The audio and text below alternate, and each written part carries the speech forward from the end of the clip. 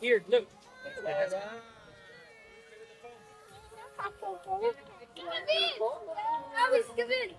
All right, Easter, we're ready to actually have these kids run around.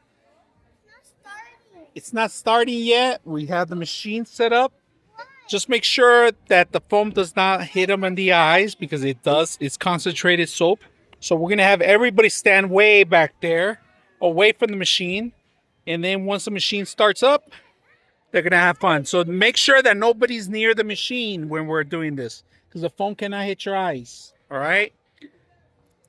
Or you're going to get irritation. So just make sure you're aware of that.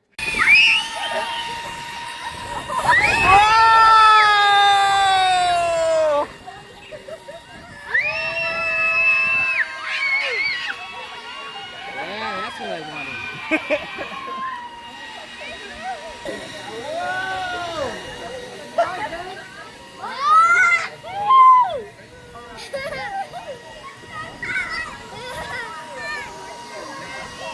This is pretty cool, actually.